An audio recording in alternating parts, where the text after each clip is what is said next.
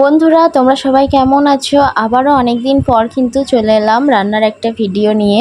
তো তোমরা আমার ভিডিওর থাম্বনেল এবং টাইটেল দেখে অবশ্যই বুঝতে পেরেছো যে কি রান্না হচ্ছে। হ্যাঁ, আজকের আমি করব কলা গাছের ফুল। তো এটাকে আমরা এখানে মোচা বলি। তোমরা কোথায় কে কি বলো অবশ্যই কিন্তু আমাকে একটু জানাবে। কেন বলো তো, তাহলে আমারও জানা হবে যে তোমরা এটাকে কি বলে থাকো। আমরা তো মোচা বলি, অবশ্য বইয়েও পড়েছি এটাকে মোচা বলা হয় কলা গাছের ফুলকে। তো আজকের ওটাই আমি রান্না করে তোমাদেরকে দেখাবো। আর আমার বাড়িতে আজকে এটাই রান্না হচ্ছিল, তো তাই ভাবলাম তোমাদের সাথে একটু শেয়ার করে ফেলি। তো চলো দেখো, প্রথমে কিন্তু কড়াটা একটু গরম করে নিয়েছি। তো তারপরে একটু আমি এখানে সাদা তেল দিয়ে দিলাম। এবার কয়েকটা আলুকে আমি এরকম পিস পিস করে কেটে রেখেছিলাম, এটাকে একটু লাল লাল করে আমি ভেজে নেব। তো আমি এখানে অনেকে মোচার মধ্যে আলু দেয় না, এমনিই মানে মোচাটা রান্না করে।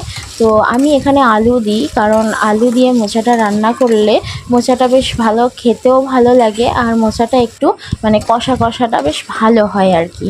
তো দেখো, তোমাদের সাথে কথা বলতে বলতে আমার কিন্তু মোচার যে আলুটা একদম লাল লাল করে কিন্তু ভাজা হয়ে গিয়েছে। তো এরপরে আমি এর মধ্যে দিয়ে দেবো 1 চামচ লবণ, 1 চামচ হলুদ, আর 1 চামচ লঙ্কা গুঁড়ো। তো হলুদ, লঙ্কা, লবণ সব কিছু দিয়ে কিন্তু আমি আলুটাকে আরও একবার ভালো করে নাড়াচাড়া করে একটু ভেজে নেব, কারণ মশলাটা মানে আলুর গায়ে যাতে লেগে যায় আর কি। তো সেই জন্য এইভাবে নেড়ে নেব। তো তোমরা কিন্তু অবশ্যই আমাকে বলবে যে তোমাদের ওখানে এটাকে কি বলো। আমরা কলা গাছের যে ফুলটা হয় এটাকে মোচা বলি, আবারও তো বললাম।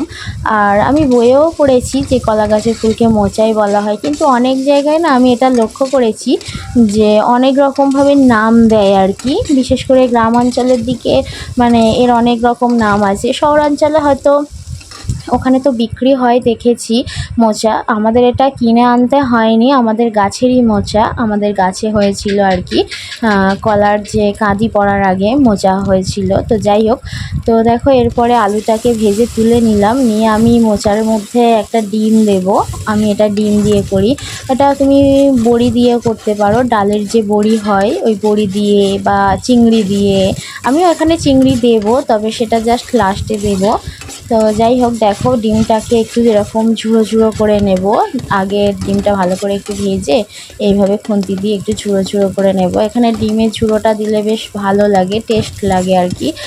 অনেকে দেয় না, কিন্তু আমি এখানে ডিমের ঝুড়োটা দিই। তুমি ডিমের পরিবর্তে কিন্তু তোমরা চিংড়িও দিতে পারো, চিংড়ি দিতে পারো, তারপরে চুনো মাছ দিতে পারো, যে মৌরলা মাছ, যে চুনো মাছ হয় এই মাছগুলোও দিতে পারো, ভালো লাগে। তো ডিম ঝুড়ো হয়ে গেছে, এবার আমি রান্নাটা সর্ষের তেলে করব। তো দেখো আমি এখানে প্রথমে সর্ষের তেল দিয়ে দিলাম 2 চামচ। তো তারপরে এবারে ফোড়ন দেব, তার জন্য একটা শুকনো লঙ্কা দিয়ে দিলাম, আর একটু চিনি দিয়ে দিলাম, জাস্ট একটু লাল হওয়ার জন্য আর কি। তো আমার এটা লাল হয়ে গিয়েছে। এর মধ্যে এবারে আমি পেঁয়াজটাকে দিয়ে দেব, আগে থেকে যে পেঁয়াজটা কুচিয়ে রেখে দিয়েছিলাম পেঁয়াজ কুচিটা আমি এর মধ্যে দিয়ে দেব, দিয়ে পেঁয়াজটা একটু লাল লাল করে আর কি ভেজে নেব। তো পেঁয়াজটা ভাজতে ভাজতে তোমাদেরকে একটা কথা বলি, তোমরা যদি এই মোচাটা নাও তাহলে কিন্তু এটা কাঁঠালি যে কলা, যে পাকা কলা, কাঁঠালি কলা, ওই কলার মোচাটাই কিন্তু তোমরা নেবে।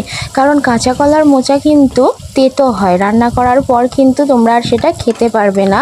তো যাদের গাছ আছে তারা তো অবশ্যই মানে চিনে নিতে পারবে যে কাঁচা কলা আর কাঁঠালি কলার মোচা কোনটা হতে পারে। যেমন আমার গাছ থেকে আমি নিয়েছি, সেই জন্য আমি মানে চিনতে পেরেছি। তো যাই হোক, আমার এটা পেঁয়াজটা ভাজা হয়ে গিয়েছে। তো এখানে আদা আর রসুন আগে থেকে পেস্ট করে রেখেছিলাম, ওটা কিন্তু এর মধ্যে দিয়ে দিলাম।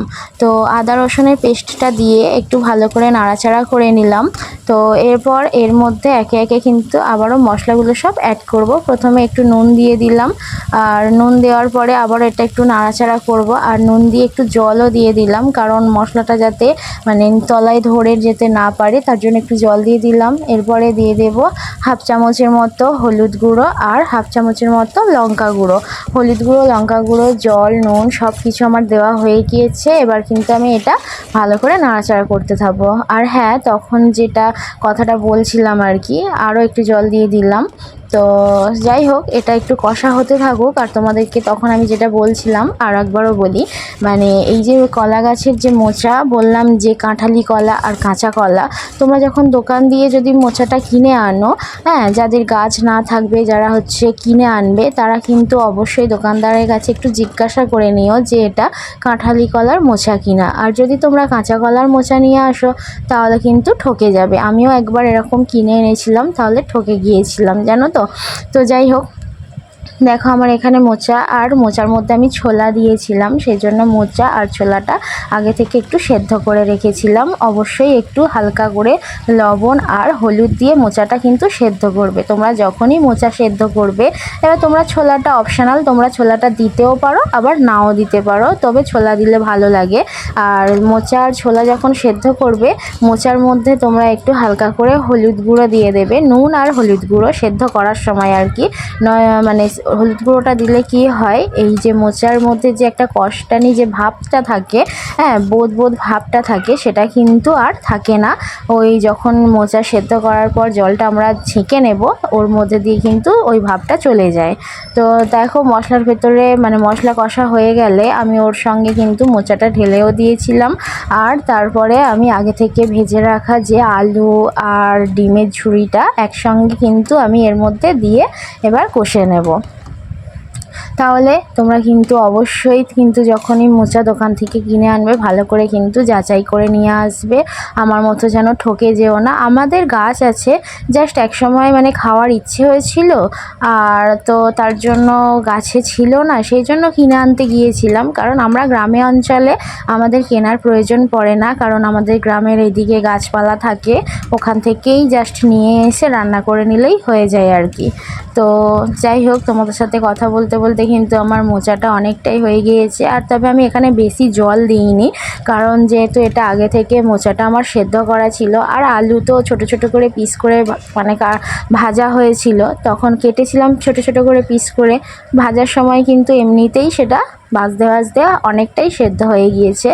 তো দেখো একটু ফুটে গেলে আমি এর মধ্যে দিয়ে দিলাম একটু চিকেন যে মশলাটা হয় না, ওই মশলাটাই একটু দিয়ে দিলাম। কারণ চিকেনের যে আমরা চিকেন করি যে মশলা, মিট মশলাও দিতে পারো, হ্যাঁ, আমি এখানে চিকেন কারি মশলা দিয়েছিলাম। এটা বেশ ভালো লাগে, কারণ মোচাটা আমি একটু মাংস স্টাইলেই করতে চাই, মানে সেন্টটা সেরকমই হবে আর কি।